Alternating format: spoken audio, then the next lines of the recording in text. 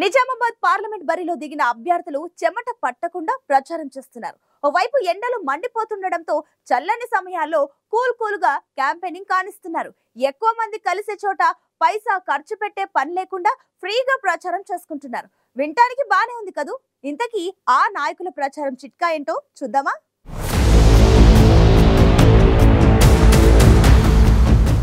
ఎన్నికలొచ్చి పడ్డాయి, ఎండలేమో మండిపోతున్నాయి. ఏ మిట్ట మధ్యాహ్నమో ప్రచారానికి వెళితే మర్నాడు లేస్తామో లేదో తెలీదు. అందుకేనేమో నిజామాబాద్ పార్లమెంటు బరిలో ప్రధాన పార్టీల నాయకులు కొత్త తరహా ప్రచారానికి తెరలేపారు.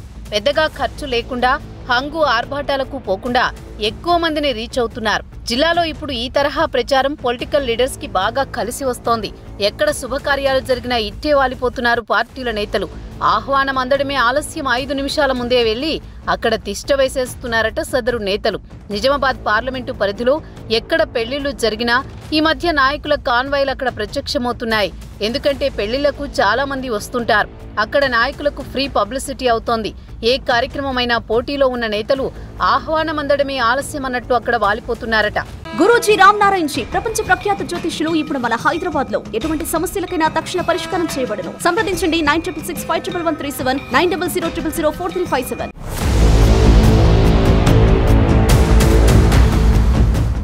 సెకండ్ క్యాడర్ లీడర్లు కొందరు తమ ఇళ్లలో శుభకార్యాలుంటే ఎగబడి మరీ నేతలను ఆహ్వానిస్తున్నారట. నేతలు కూడా పిలిచిందే తడవుగా శుభకార్యాలకు హాజరై పలకరింపుల్లో మునిగిపోతున్నారు. కొందరైతే ఎక్కడెక్కడ ఏ శుభకార్యాలున్నాయో తెలుసుకుని ఆహ్వాన పత్రాలు తెప్పించుకుని మరీ ఫంక్షన్లకు అటెండ్ అవుతున్నారట. ఎండలు కూడా మండిపోతున్నాయి.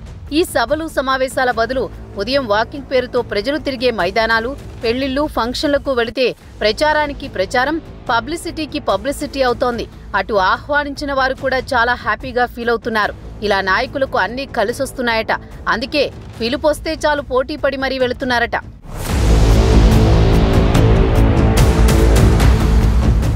అంతా బాగానే ఉన్నా ఒక్కోసారి అసలు కంటే కొసరెక్కువ అవుతోందన్న మాట కూడా వినిపిస్తోంది. నాయకులకు ఆహ్వానం ఇచ్చేంత వరకు బాగానే ఉన్నా సదరు నాయకుడి వెంట వెళ్లే కాన్వాయ్లలో ఉండే చోటామోటా నాయకుల సంఖ్య కూడా ఎక్కువగానే ఉంటోందట. దీంతో పెళ్లిళ్లలో అదనపు ఏర్పాట్లు చేసుకోవాల్సి వస్తోందంటున్నారు. మొత్తానికి పెళ్లిళ్లు, పేరంటాలు ప్రచార వేదికలవుతున్నా పాపం పిలిచినోళ్లే ఎంతమందొస్తారోనని లెక్క చూసుకోవాల్సి వస్తోంది పాపం.